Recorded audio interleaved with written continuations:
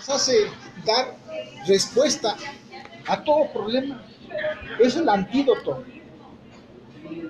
¿ya?, al veneno que ha operado en el corazón del hombre. Es el medicamento para la cura del hombre en pecado. Ahí está la caída. ¿Quién es la cura? Cristo Jesús.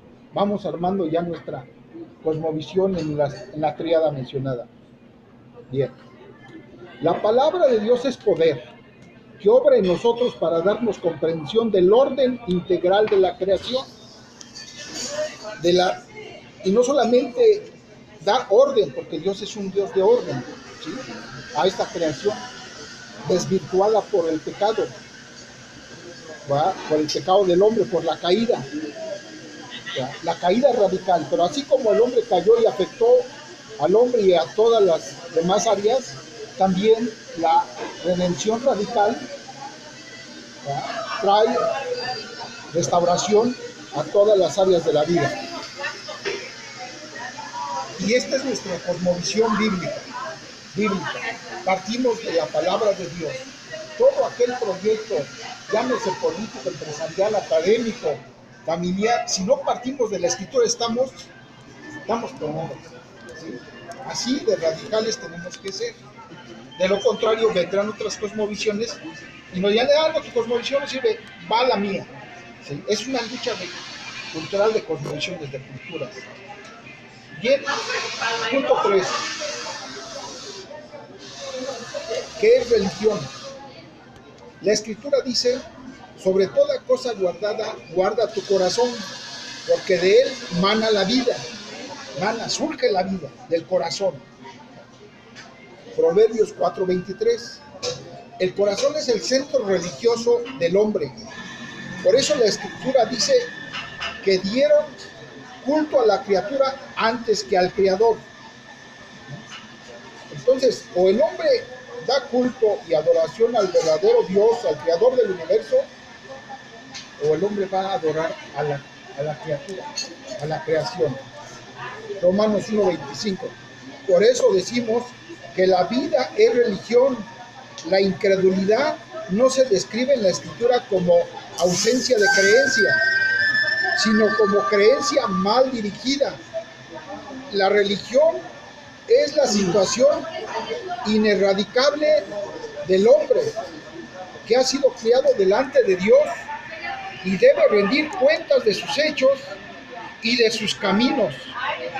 Desde lo más profundo de nuestro corazón surge nuestra cosmovisión, esta de obediencia o desobediencia a la palabra de Dios, ¿sí? Todo hombre, ¿verdad?, es leal a Dios y su palabra, o desleal, o obedece a Dios o desobedece. No hay otra, ¿sí? Y eso afecta a su vida y al mundo que le rodea. Bien,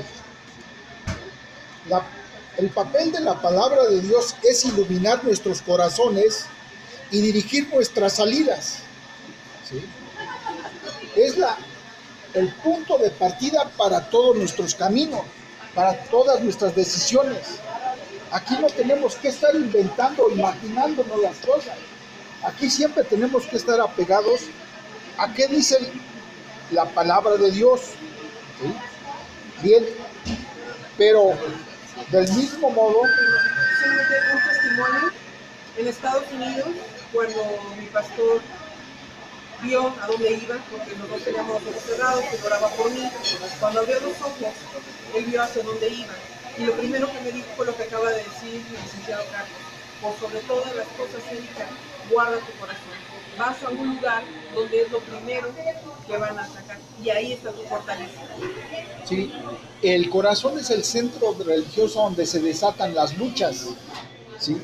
¿A quién vas a servir y cómo vas a actuar? ¿Sí? Por eso guarda, cuídalo, ¿sí? El corazón es a donde se comunica Dios con los hombres. Como comentario, hay discrepancia entre qué es más importante en el ser humano, si el cerebro o el corazón. Pero precisamente el corazón es lo primero que empieza a funcionar. testimonio de vida, ese es el corazón el que empieza a funcionar. Y sí es muy importante lo que la Biblia dice. Por eso es importante sembrar la palabra de Dios en el corazón de los niños, enfocándonos a la esfera educativa. Así es. En los niños tiene que estar la palabra de Dios. Y algo triste también que pasó en Estados Unidos es que vino un congreso que no era cristiano, era mayoritario pero no cristiano, y sacaron la Biblia de las escuelas. Ya tiene varios años. Ahora critican a este presidente, pero él trata de que nuevamente la Biblia vuelva a estar en las escuelas. Correcto. Sí, de hecho, sí. Lo que dicen es muy cierto, ¿no? Científicamente está comprobado que en cualquier reacción emocional, antes decía que actuabas por el instinto mental, por la reacción mental. No, primero se siente y después se reacciona. Entonces, la emoción primero viene al corazón, al ser, al alma, y después sacas una respuesta hacia la situación. Si corres o la enfrentas. Pero primero es la emoción del sentir, y está comprobado científicamente por un científico ruso que apellida Hans. Sí, en mi capacitación de campañas políticas, lo que cuando estaban hablando de los candidatos, dicen que el candidato debe tener un mensaje que llegue no solamente a la mente, sino directamente al corazón, al centro. Es a donde mueves la voluntad del hombre. ¿Sí? No sé si sepan, pero por ejemplo, pues todos vemos a Japón como un país muy bueno, ¿no? Muy especial. Y allá en las escuelas tienen más importancia su doctrina. No sé cuál seguirán, si sea la de Confucio, que finalmente son parámetros bíblicos, porque si son positivos. Pero ellos dan más importancia a lo espiritual. O sea, en las escuelas puedes encontrar a los niños hincados, orando o repitiendo su filosofía, que la misma enseñanza de los libros, ¿no? La palabra de Dios, ¿verdad? Está incrustada en la creación, acuérdense, ¿sí? Y los que han investigado la creación, ¿verdad? Han escarbado y han descubierto las leyes que dominan, ¿sí? Las leyes físicas, químicas, de todo tipo, y por eso es que las tienen cualquier, inclusive otras religiones o corrientes de pensamiento. Por eso también han descubierto esas leyes en la creación que Dios puso. Bien, si me permiten, continúo. Dice, pero del mismo modo los hombres incrédulos que carecen de esta luz y dirección son incitados por virtud de su pervertida naturaleza religiosa a hacer lo mismo lo que la palabra de Dios debiera hacer por ellos. ¿Sí? Entonces, el hombre dice, bueno, palabra de Dios no, palabra revelada no. Entonces ellos mismos ya se convierten en autónomos propios de la palabra y ellos mismos crean su forma o estilo de su propia cosmovisión, ¿sí? Ideología. Así, sí, y entre otras cosas. Entonces, ¿sí? un segundo. Immanuel Kant decía, dos cosas no dejan de sorprender. El cosmos y la ley moral que hay en el corazón de cada uno. Perfecto. El hombre actúa de este modo religioso, de exigir el sentido pleno de las cosas, porque ha sido creado por Dios como ser religioso. No puede huir de su naturaleza. El hombre quiere conocer la verdad y busca esta verdad como si fuera un montón de pedazos de conocimientos separados, a lo que se puede llegar de modo analítico. Estos conocimientos, al ordenarlos, le dan al hombre una posición significativa. Esta corriente de pensamiento está cristalizada fuertemente en la corriente humanista. El humanismo permea en las instituciones. El humanismo no es más que otra cosa. Ellos quitaron a Dios como centro del universo y pusieron al hombre. El hombre es el que rige todas las áreas de la vida. ¿Sí? Y ellos, como dice Hermann Goyeber, dice que ellos adoran a la diosa razón. ¿Sí? es su divinidad. O como dice, ¿verdad? El doctor Adolfo García de la Sierra, ¿verdad? De Hawkins, que él adoraba a las leyes físicas como divinas. Y decía que era su religión y quería implantar Hawkins, ¿verdad? Con sus leyes. Adoraban la creación, ¿verdad? Y no al creador. Bien. El hombre caído, como ser religioso, nunca acepta los hechos, sino que más bien inventa. Encuentra su modo de poner los hechos a modo de estar seguro sin Dios. Entonces el hombre busca seguridad en la creación, ¿verdad? Fuera de Dios. Y entonces nuestra seguridad, los que hemos decidido seguir a Cristo, está en Dios y su palabra. Eso es lo seguro. De este modo, el hombre apóstata asigna a su propia fantasía pística pagana el papel que realmente le corresponde a la palabra de Dios. Y es así que desde el principio se ubica en un mundo en el que las relaciones son imaginadas de un modo distinto del que realmente son. Se imagina crear un mundo sin Dios. Vive en una mentira. El análisis siempre tiene lugar dentro del contexto de la verdad y de la mentira. Por eso el apóstol Pablo dice, cambiaron la verdad de Dios por la mentira. ¿Sí? O caminamos en la verdad de Dios o en la mentira. El padre de la mentira. No hay, ¿sí? No hay otra. Bien. De repente ese pasaje de Romanos como que diera la impresión como que adorar la criatura más que al creador se refiere como a otras religiones, ¿no? Hasta paganas, etcétera, pero no, se refiere a cualquier cosa. Como bien dice Carlos, son sistemas de pensamiento. Como que ¿quién iba a pensar que un sistema de pensamiento es acorde a la palabra de Dios o ajeno o se contrapone directamente a la palabra de Dios? Pero así está el asunto. Ok. Vemos algo muy palpable en el humanismo, ¿no? Y lo tenemos en cada vez que levantamos la vista. Usted va a Starbucks y le dicen, si usted compra un café, usted está ayudando a los niños de Guatemala para comprarle un par de tenis. Entonces te trabajan ya emocionalmente. Tú dices, no nada más compro un café de 80 pesos, sino que sirve para comprarle unos tenis allá. Entonces me están trabajando emocionalmente. Lo vemos en el Teletón, ¿no? En el Teletón no se está ayudando una cantidad de niños, ¿no? Entonces dice ahí, o sea, ya te cambian la estructura de Dios por la estructura del hombre. Entonces dice, ok, creo que no estoy mal con Dios, porque estoy actuando bajo sus principios y estoy ayudando a la gente, pero no saben que es una manipulación de marketing para sentirte ahora sí que limpio de tus pecados y creer que ya estás libre y puedes acercarte al Creador de todas maneras. Por eso viene la usurpación y la implantación de la mentira. ¿Por medio de qué? De una implantación de una nueva cultura. Y es una cultura muy superficial que ya no se gana con la hoz ni con el martillo, ¿no? Ahora se gana a través de suplantar las ideas, lo que es ahora la ideología de género, ¿no?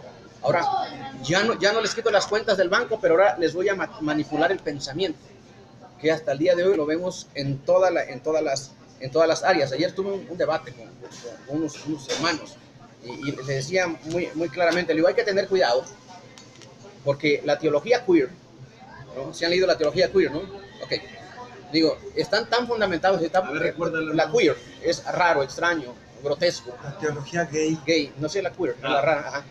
Si nosotros la leemos y alguien que no sabe, digo, fácil, dice, es que sí es cierto, Jesús era homosexual, Pablo era homosexual, los apóstoles se acostaban entre sí. Juan, exactamente. O sea, hay que analizar ese tipo de cosas. Y luego lo más triste le decía, ¿por qué? Porque quien está haciendo este tipo de libros, le decía, nada más fíjense cómo está la manipulación de pensamiento. Es una de las editoriales más de renombre cristiana. CLIE. Que es la CLIE. ¿No? Esta es CLIE, por cierto.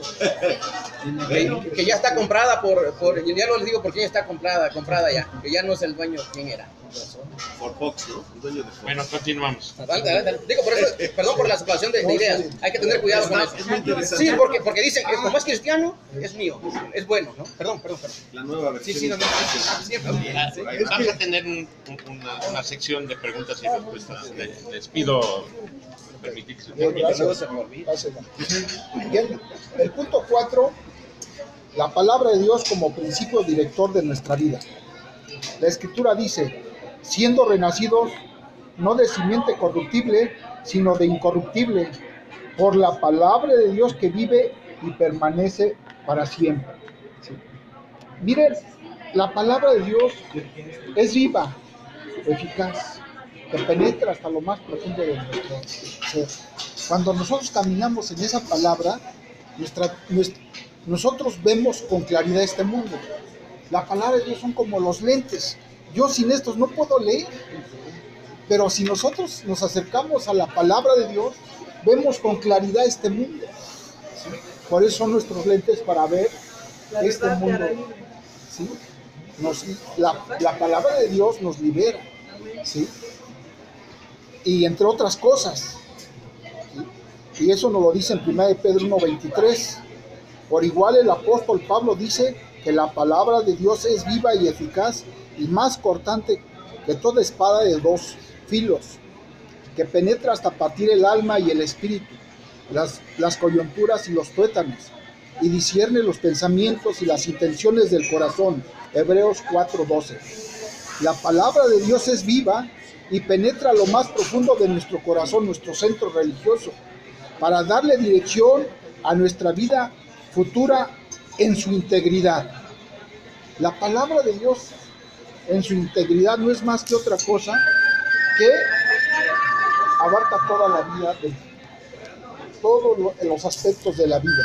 ¿Sí? Eso es lo poderoso, lo transformador, ¿sí? Que en donde estemos somos luz y sal, ¿sí? Y podemos dar nuestra cosmovisión como lo hace la cosmovisión pagana o la cosmovisión humanista, ¿sí? Con toda naturalidad podemos evangelizar y hablar porque es un mensaje que libera, que guía, que da paz, que transforma, ¿sí? Así que estamos en este mundo en una lucha de visiones. Sí. He tenido una percepción, aquí estoy libre, pero cuando yo estoy en el ámbito político es diferente la forma en que se exige hablar prácticamente. Un sabio, parece que es también mormón, me comentó que mi comunicación con el hijo celestial, que era muy buena y que prácticamente él me creía, pero que yo tenía que modificar mis términos para poder desarrollarme en la política y que hubiera seriedad, porque son irrespetuosos algunas personas cuando hablamos totalmente en el lenguaje que está en el libro histórico llamado Biblia. A mí me gustaría saber cómo conducirme en ese aspecto, si alguien me pudiera apoyar, yo se los agradecería mucho. Yo no me avergüenzo de Dios, jamás, y se los he dicho de manera directa cuando me lo han dicho. Usted se avergüenza de su padre, y lo que me dicen es no, y yo respondo yo tampoco, con su permiso, porque tengo derecho. Pero es importante atender ese tipo de cosas porque me lo dijo una persona de más de 60 años que entiende dónde estoy y que puede ser que me lo diga por el bien del proyecto, o también hay que tener discernimiento para saber quién te lo dice. Y yo lo que pongo en la mesa para saber qué es lo correcto, licenciado Carlos. Sí, mira, en principio la Escritura dice que escudriñarlo todo, retener lo bueno. Entonces todo consejo, toda idea, ¿verdad?, que nos dan los libros, los pensadores, hay que escucharlo, hay que entenderlo, hay que escudriñarlo, pero dice, la acotación es retener lo bueno, ¿sí? Y eso es lo que tenemos que hacer, ¿sí? Bien. Eso podría ser. Bien. Ahorita vamos a seguirle, ¿verdad? Y luego ya bien. Miren, tenemos también una palabra, el salmista dice que los que obedecen la palabra de verdad, todo lo que hacen prosperará. Salmo 1:3. Nuestro futuro está seguro en la palabra de Dios. Miren, en medio de esta situación que estamos viviendo en México, de la inseguridad, del narcotráfico, de la situación aún económica, y de la situación de la salud, de la pobreza, de la desigualdad, ¿verdad? La palabra de Dios dice que los que obedecen su palabra, dice que todas las cosas que haga o emprenda prosperarán. Esa es promesa de Dios. ¿Y cuántas no nosotros hemos experimentado esa promesa? ¿Sí? Y no nos ha dejado, ¿sí? No nos ha dejado. Estamos aquí fuertes, sanos, listos a seguir avanzando con esta misión que Dios nos ha dado. La vida humana, si ha de tener una dirección firme, siempre requiere de una fe viva, ¿sí? La fe viva es producto de depender en la palabra poderosa de Dios. El debate fundamental de nuestro tiempo radica en cuál es la fe que dirige nuestras salidas y comienzos. Todo ser humano tiene fe, ¿sí? Fe, pero la diferencia fe en quién o en qué o en sí mismo o en tu proyecto de vida, de tus recursos, tus carros, tus coches, tu posición. ¿En qué está, ¿sí?, hincado tu fe? Esa es la gran diferencia, porque hay muchos, bueno, pues yo tengo fe en mí mismo, en la filosofía griega, ¿ya? Yo tengo fe en la autonomía de la personalidad humana, ¿sí? Individualidad. ¿Sí? O tengo fe, ¿verdad?, en la corriente de pensamiento, ¿verdad?, que ya mencionaron, en la ideología de género, que ya es una visión del mundo, y etcétera. Eso es lo que hace diferente a los hombres. Si nosotros dependemos de Dios, Dios nos va a dar la luz y la guía, ¿sí? Bien, el apóstol Pablo dice: toda la escritura es inspirada por Dios y útil para enseñar, para redarguir, para corregir, para instruir en justicia. Más queremos lo que la palabra de Dios hace, a fin de que el hombre de Dios sea perfecto, ¿sí? En la palabra, en Dios encontramos perfección. Y no solamente eso, sino también dice que estaremos preparados para toda buena obra, ¿sí? La obra que tenemos, la obra política, la obra empresarial, la obra educativa, la obra en la salud, ¿sí?, abarca todo, ¿sí? Es una obra completa que Dios nos ha mandado. Yo me lancé a la política porque entendí que la esfera política es de Dios, porque muchos dicen: no, no es de Dios, es del diablo. La política es del mundo. No te metas, te vas a contaminar, ¿sí? Pero todo depende de cómo nosotros caminamos, ¿sí? Eso nos lo dice en 2 de Timoteo 3:17. Por eso, Perdón, en lo que acaba de decir también, licenciado Carlos, me lo han comentado mucho, tanto laicos como evangélicos, que no cambie, etcétera. Y mi respuesta inmediata es: cuando encontré a Dios, encontré mi identidad. Y sobre esa identidad nada puede influir, a pesar de que yo esté donde Dios me ha mandado. Luz en la oscuridad, sino cómo entramos. correcto.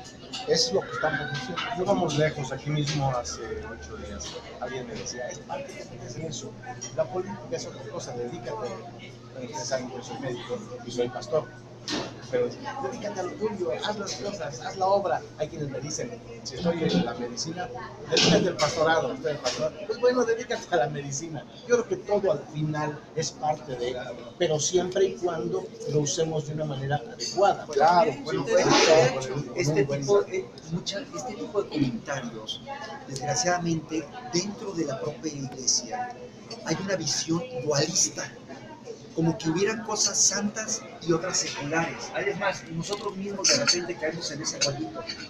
¿Qué dedicas? Soy médico, trabajo secular. Tú, no, pues yo evangelista. Mira, trabajo de la iglesia, este es de los nuestros, ¿no? No, todo es santo.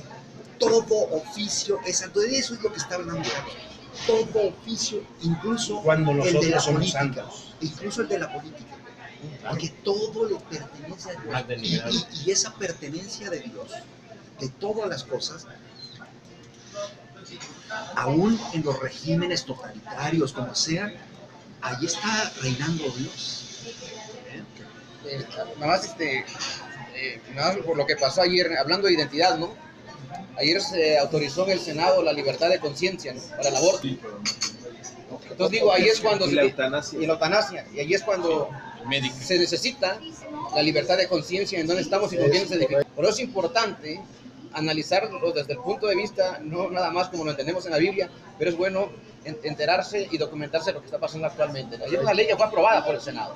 Entonces tienen una gran responsabilidad los médicos y orar por los médicos y por todas las personas que se dedican al área de la salud, ¿no? Porque está en ellos la vida de miles de gentes. Encuentren una identidad en Cristo Jesús, que sería maravilloso. Y felicidades, doctor, porque Dios lo ha llamado y bueno que está en esa área. Bien, por eso decimos que la palabra de Dios revela a nuestros corazones la verdad de nuestra vida en su unidad y entendemos correctamente el lugar y naturaleza de las ciencias especiales, que son las esferas creacionales. Todo esto con el propósito de convertirnos en perfectos hombres de Dios, enteramente preparados para toda buena obra, ¿sí? Bien, vamos a pasar al punto 5 para hablar de la soberanía de las esferas. El doctor Abraham Kuyper fue el primero en hablar de la soberanía de las esferas. Estas esferas de poder no están de manera vertical, sino horizontal. Aquí está la esfera política, educativa, familiar, empresarial, etc. ¿Sí? Pero horizontal, no vertical, ¿sí? Ni una encima de la otra. Nadie, Jerárquico. así es, ni una esfera puede apoderarse de las demás esferas. ¿Sí? Sí, son autónomas.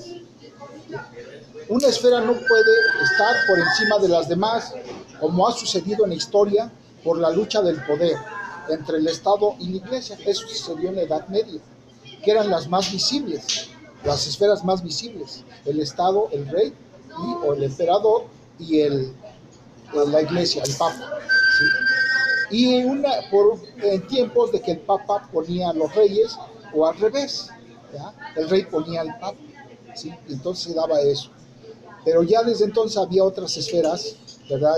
También que se estaban gestando.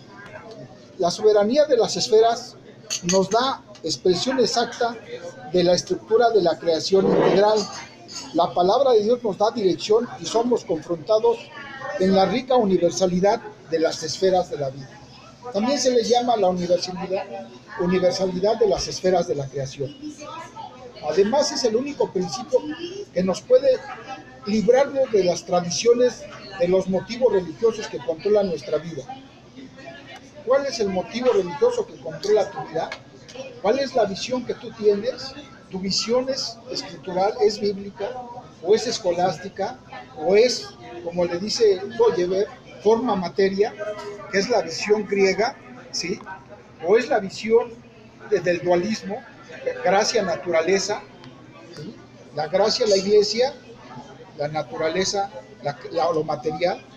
¿O es tu visión humanista donde el centro es el hombre, ¿verdad? La adoración del hombre por el hombre? ¿Cuál es la visión que te está guiando? ¿Sí? Eso es lo que tenemos que definir en este mundo, porque al fin de cuentas Dios nos va a pedir cuentas de qué hemos hecho de nuestra vida, de todo lo que nos ha dado. ¿Sí? Si hemos utilizado los dones y talentos que Dios nos ha dado, ¿estamos haciendo las cosas para Dios o para la gloria del hombre? La razón de existencia del hombre es hacer y vivir para la gloria de Dios. El que se desvía, hermano, si nos desviamos, nos va a ir. ¿Sí? Sí, nos va a ir. Y eso es lo que ha distorsionado toda la realidad en que vivimos. Bien, entonces, como siguiendo de que el principio de la soberanía de las esferas eminentemente escritural, bíblico, y el apóstol Mateo dice, hablando de este principio de la soberanía, porque dice, bueno, ni es bíblico, a ver, enséñame, que la Biblia habla de la soberanía de las esferas. Nada más por decir algo, uno, ya que toda la escritura nos habla de la soberanía de Dios, ¿sí? Dice Mateo dice, toda potestad me es dada, o sea, son palabras de Cristo. Cristo dice, toda potestad, o sea, todo poder, en otras versiones dice, toda potestad me es dada en el cielo y en la tierra. De allí se deriva el principio de la soberanía de las esferas, que el único que tiene poder sobre el cielo y la tierra es Jesucristo. Por tanto, dice Cristo, id, el mandato que le dio a las demás esferas, ¿sí? De ir y hacer discípulos. Él nos ha otorgado poder y autoridad para dirigir en el cielo y en la tierra, ¿sí? En toda su creación. Entonces, de acuerdo también a lo que dijo el profesor Van Reisen, es el principio que puede destruir el totalitarismo y recuperar la sociedad cristiana. El único principio que puede detener o que se avecina a un autoritarismo en nuestro país, o en donde están las dictaduras, el que puede detener todos esos sismos autoritarios, es este principio.